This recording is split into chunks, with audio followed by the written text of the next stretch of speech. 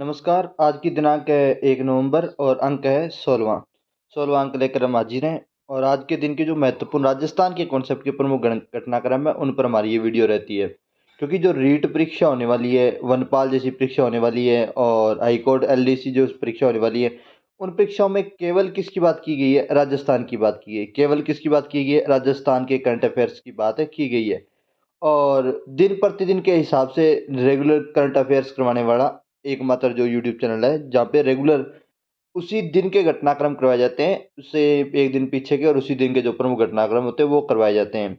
हम जो घटनाक्रम संकलित करते हैं राजस्थान पत्रिका, दैनिक भास्कर, सुजस और पीआई, अन्य जो राजस्थान गवर्नमेंट की साइट्स, इनके ट्विटर अकाउंट्स वगैरह हैं वहीं से फॉलो करते हैं। लगभग हमारी डिटेल इसलिए ऑथेंटिक भी पूर्णतः होती है। ठीक है। आज की और हमारा चैनल सब्सक्राइब कर लीजिएगा, शेयर कर लीजिएगा, क्योंकि अब हमारा ये साथ लंबा रहने वाला है। तो और शेयर भी कीजिए ज़्यादा से ज़्यादा लोगों को, क्योंकि आपको भटकना नहीं पड़ेगा। एक ही जगह पीडीएफ के लिए आप Rajesh Suthar official Telegram channel पर जा सकते हैं। अगर नहीं मिल रहा है तो नीचे सब्सक्रिप्शन जो लिंक है उसमें मिल जाएगा आपको।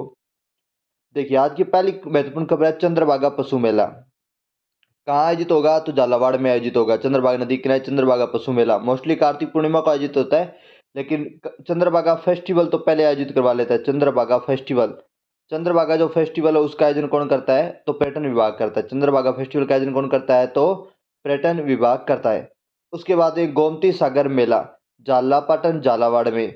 ये मेला इसलिए चर्चा में कि आज के न्यूज पेपर में इसकी एक फोटो आई हुई है। तो गोमती सागर पशु मेला भी कहाँ होता है? ये गोमती सागर मेला भी झालापाटन झालावाड़ होता है। हालांकि ये विशाख पूर्णिमा को आयोजित होता है और ये आयोजित होता है कार्तिक पूर्णिमा को। ये बात ध्यान रखिएगा।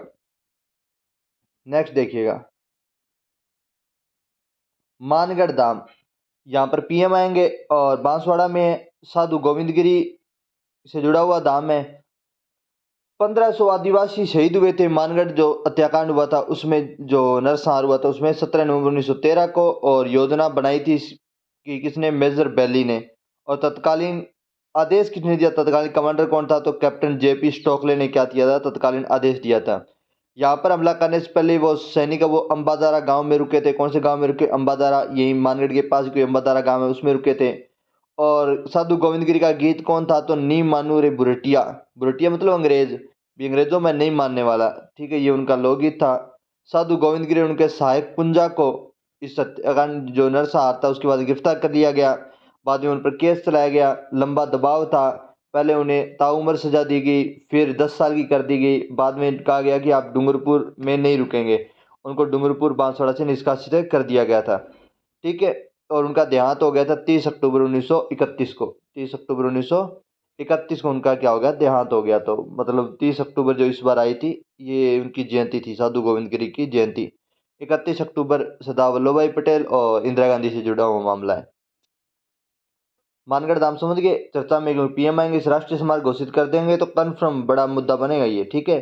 साधु गोविंद गिरी 1500 दिवस शहीद हुए थे 17 नवंबर 1913 को। योजना मेजर बैली और तत्कालीन कैप्टन जेपी स्टोकले कमांडर द्वारा बनाई गई थी। आमदारा गांव में रुके थे। गीत नी मानू रे बुरटिया। गीत गोविंद गिरी व उनके सहायक पुंजा गिरफ्तार। साधु गोविंद गिरी व उनके सहायक पुंजा गिरफ्तार हुए। देहांत इनका कहाँ हो गया? तो कंबाई गांव, जालोद तालुका, गुजरात में हो गया था। ठीक है। अगर आपसे पूछा जाए कि मानगढ़ धाम को लेकर के किन राज्य के बीच में विवाद चला था, तो जोधपुर के, सॉरी, गुजरात के बीच में और राजस्थान के बीच में चला था। इसके अलावा धूणी तपे तीर ये उपन्यास लिखा हुआ है मानगढ़ जो हत्याकांड, उसी धाम पर मानगढ़ हत्याकांड पर जलियांवाला बाग जो था, ये भीषण नरसंहार जो था उस पर ही लिखा गया था। धूणी तपे तीर किसने लिखा है? तो हरिराम मीणा ने लिखा है।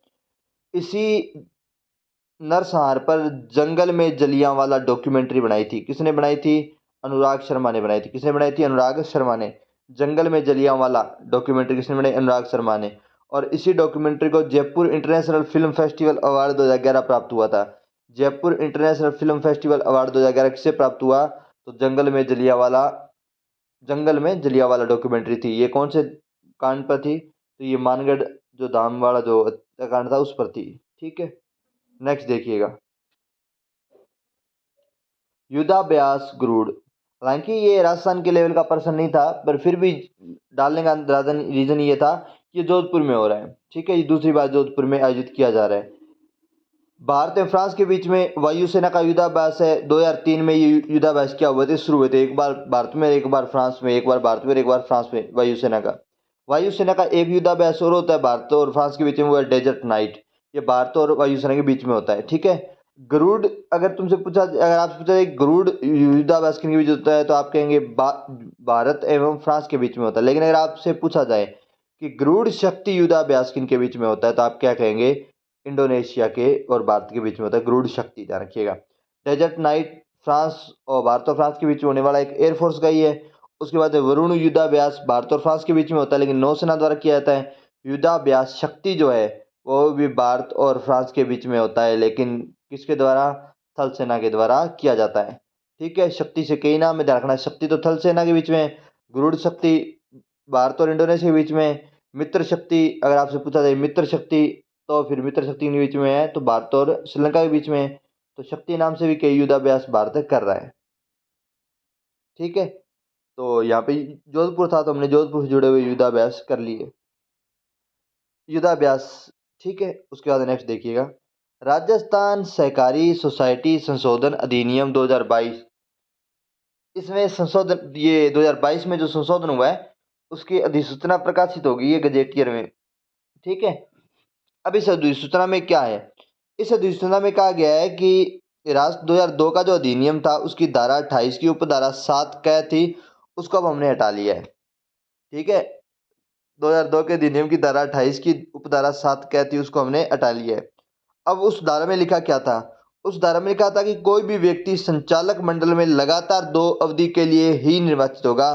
अगर तीसरी अवधि के लिए लगातार निर्वाचित नहीं हो सकता, वैसे तो निर्वाचित हो सकता है, एक बार हो गया, फिर एक बार नहीं हुआ, फिर अगली बार हो गया, फिर एक बार नहीं हुआ, अगली बार हो गया, हो जाएगा ऐसा भी। लगातार 2 बार हो जाए, फिर एक बार निर्वाचित नहीं होगा, फिर अगली बार हो जाएगा, वहां को दिक्कत नहीं, फिर लगातार 2 बार हो जाए, वो को दिक्कत नहीं है। लेकिन लगातार 3 बार नहीं हो सकता, ठीक है। 3 या 2 से अधिक बार नहीं हो सकता, ये धारा अब हटा दी गई है। तो अब कोई भी व्यक्ति लगातार जितना टाइम चाहिए उतने टाइम तक क्या हो सकता है, निर्वाचित हो सकता है। क्लियर बात क्या, राजस्थान सहकारी सोसाइटी संशोधन अधिनियम 2022। 2002 का अधिनियम था, राजस्थान सहकारी सोसाइटी अधिनियम 2002 था, उसमें संशोधन किया गया धारा 28 में 7 क को हटा दिया गया। उसके बाद में आज के न्यूज़पेपर में फिर कुछ एड्स वगैरह आई थी, तो हमने उनकी बात कर ली है। तो सबसे पहले जो है वह मुख्यमंत्री कोरोना सहायता योजना। आपको इसका नाम मुख्यमंत्री कोरोना बाल कल्याण योजना में मिल सकता है, मुख्यमंत्री कोरोना बाल कल्याण योजना, बात एक ही है, नजदीक की सी बात है। योजना में क्या है, बाल कल्याण योजना तो वो बच्चों के लिए, मुख्यमंत्री सहायता योजना उनकी माताओं के लिए। अगर कोई महिला कोरोना में विधवा होती है तो उसे 1 लाख रुपए की सहायता राशि दी जाएगी। कितने लाख रुपए की, 1 लाख रुपए की तत्काल सहायता राशि दी जाएगी, तत्काल। 1500 रुपए प्रति माह पेंशन दी जाएगी, 1500 रुपए प्रति माह पेंशन दी जाएगी। तो एक कल्याण सम्मान योजना में ये थोड़ा सा कॉन्फ्लिक्ट हो जाएगा बाद में, वैसे तो कॉन्फ्लिक्ट नहीं है, लेकिन यहाँ पे एक कल्याण सम्मान योजना वाली कॉन्फ्लिक्ट हो जाएगा।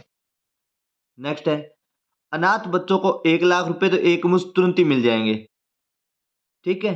उसके बाद है प्रति माह 2500 रुपए, कौन सी योजना के तहत मिलेंगे, पालनहार वाले। कब तक मिलेंगे, 18 साल होने तक। जैसे वो 18 साल का होगा उसे 5 लाख रुपए की एक मुश्त सहायता राशि और मिल जाएगी। क्लियर बात, समझ पा रहे हैं बात को। दोनों को, माता और पिता दोनों के लिए योजना शुरू, माता के लिए और पुत्र के लिए योजना शुरू की, पुत्री या पुत्र के लिए योजना शुरू की गई है। क्लियर बात। तो 2 कैटेगरी होगी, 1 लाख रुपये तत्काल सहायता, अनाथ बच्चे को भी 1 लाख रुपये तत्काल सहायता, लेकिन इस बच्चे को 18 साल का होते ही 5 लाख रुपए और मिल जाएंगे।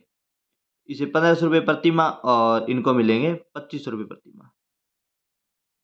क्लियर बात। नेक्स्ट देखिएगा, योजना लागू कब हुई, अगर आपके मन में प्रश्न आए तो 12 जून 2021 को, और केवल कोरोना टाइम पीरियड वाले बच्चों के लिए थी। पालनहार योजना तो सभी के लिए, लेकिन ये योजना केवल कोरोना वाले टाइम पीरियड के लिए थी। कोरोना में जो अनाथ बच्चे हुए थे उनके लिए थी, वो भी कोरोना के कारण हुए थे उनके लिए। मुख्यमंत्री युवा संबल योजना, दोस्तों बाकी सब बातें इसमें लिखी गई हैं। पुरुष आशार्थी को 4000 रुपये प्रति माह, महिला विशेष योग्यजन ट्रांसजेंडर को 4500 रुपये प्रति माह दिए जाएंगे, ठीक है। आपको कितने घंटे काम करना है पर डे, कम से कम 4 घंटे प्रतिदिन किसी विभाग में क्या करना है, काम करना है। 4 घंटे काम करने के लिए आप 2 साल तक ये पैसे ले सकते हैं, ठीक है? और दूसरी जो बात इसमें ध्यान रखनी है, कितने विभाग है, तो 21 विभाग है। 21 विभागों में आपको क्या करनी है, इंटर्नशिप वगैरह करनी है। इसके अलावा हमने इस पर ठीक एक बड़ी ब्रॉड में डिटेल करवा दी है। तो ये कुछ बातें आपको फिलहाल लेटेस्ट में ध्यान रखनी है। मुख्यमंत्री अनुप्रीति कोचिंग योजना, 15,000 युवाओं को निःशुल्क कोचिंग की सुविधा, बजट घोषणा है इस बार की, ठीक है? और ध्यान रखिएगा कितने विभाग इस योजना में शामिल हैं, तो 3 विभाग शामिल हैं। पहला तो है, एक तो सबसे पहला जो छात्रवृत्ति देता है, सामाजिक न्याय एवं अधिकारिता विभाग, सामाजिक न्याय एवं अधिकारिता विभाग पहला। दूसरा है जनजातीय जनजातीय क्षेत्रीय विकास विभाग, जनजातीय क्षेत्रीय विकास विभाग। तीसरा है अल्पसंख्यक मामलात विभाग। मुख्यमंत्री अनुपूति कोचिंग योजना में इन सभी को कहा गया है कि आप कैंडिडेट्स उठाइए।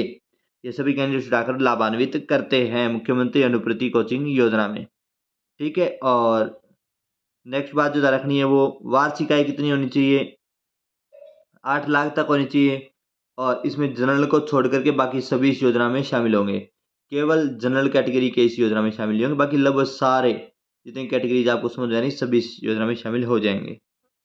नेक्स्ट देखिएगा, मुख्यमंत्री कन्यादान योजना या मुख्यमंत्री हथलेवा योजना, ठीक है? इससे पहले योजना चलती थी सहयोग एवं उपहार योजना, उसको के स्थान पर ये योजना लाई गई। इस योजना में क्या है, आर्थिक दृष्टि से कमजोर वर्गों के विवाह पर आर्थिक संबल प्रदान किया जाता है। कितना कितना किया जाता है मैं आपको बता देता हूँ।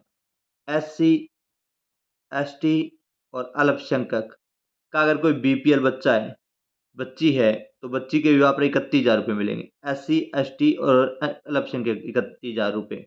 इसके अलावा अन्य कोई भी वर्ग का BPL है, कोई भी वर्ग का BPL हो, BPL कोई भी वर्ग का प्लस विधवा,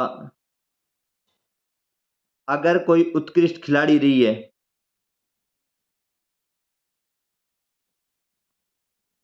कोई विधवा महिला की पुत्री का विवाह हो तो भी ध्यान, उत्कृष्ट खिलाड़ी रही है, तो उनको कितने रुपए मिलेंगे, 21,000। कितने रुपए मिलेंगे, 21,000।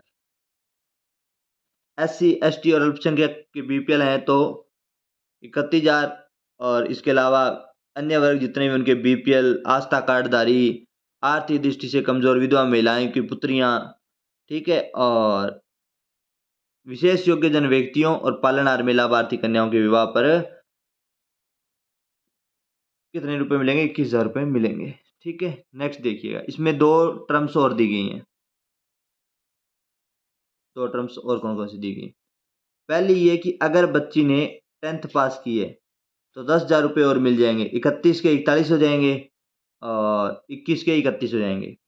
अगर उसने BA भी कर रखी है तो 10,000 और मिल जाएंगे,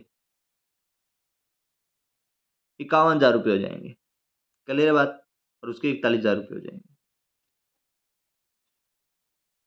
राजस्थान सिलिकोसिस नीति 2019, वेरी वेरी मोस्ट इम्पोर्टेंट रखना। इस नीति में 3-4 बातें की गई। राजस्थान सिलिकोसिस पॉलिसी में 3-4 चीजें हैं जो आपको क्या रखनी है, ध्यान रखनी है। सबसे पहली जो वस्तु ध्यान रखनी है, वो इस योजना में क्या है कि सिलिकोसिस रोग से पीड़ित व्यक्ति कौन होता है, जो खाद्यान्न वगैरह में काम करता है और पत्थर वगैरह तोड़ने का काम करता है, मूर्ति निर्माण आदि का काम करता है। जनरली ऐसे व्यक्ति क्या इस रोग से क्या हो जाते हैं, मोस्टली प्रभावित हो जाते हैं, सिलिकोसिस रोग से पीड़ित हो जाते हैं। ऐसे पीड़ित व्यक्तियों के लिए कौन सी योजना लाई गई है, सिलिकोसिस पॉलिसी लाई गई है, ठीक है? और सिलिकोसिस रोग से जो पीड़ित व्यक्ति होगा, उस व्यक्ति को उपचार के लिए और पुनर्भरण के लिए, मतलब वो थोड़ा सर्वाइव कर पाए, तो 3 लाख रुपए की तत्काल सहायता दी जाएगी। 3 लाख रुपए तत्काल सहायता दी जाएगी, प्लस 1,500 रुपये प्रति माह पेंशन दी जाएगी, ठीक है? ये मुख्यमंत्री विशेष योग्यजन योजना में दी जाएगी। मैंने आपको बताया था कि मुख्यमंत्री विशेष योग्यजन योजना में कल की 4 कैटेगरीज हैं। चौथी जो कैटेगरीज है, उस कैटेगरी में कुष्ठ रोग और सिलिकोसिस पीड़ित व्यक्ति को 1,500 रुपये की पेंशन मिलेगी। 3 लाख रुपए, मोस्टली ध्यान, 3 लाख रुपए तुरंत उसको आर्थिक सहायता मिलेगी। अगर उस व्यक्ति की क्या हो जाती है, मृत्यु हो जाती है, कोई सिलिकोसिस से मृत्यु होगी, बाद में पता चला मान लेते हैं, तो फिर उसके उत्तराधिकारी को कितने लाख रुपए मिलेंगे? 2 लाख रुपए। कितने लाख रुपए मिलेंगे? 2 लाख रुपए मिलेंगे। और उनको पालनहार विधवा पत्नी है तो एकल नारी सम्मान योजना, इन सभी का भी क्या मिलेगा? उस व्यक्ति को लाभ मिलेगा। प्लस मृत्यु होने पर 10,000 रुपए की अतिरिक्त सहायता भी दी जाएगी।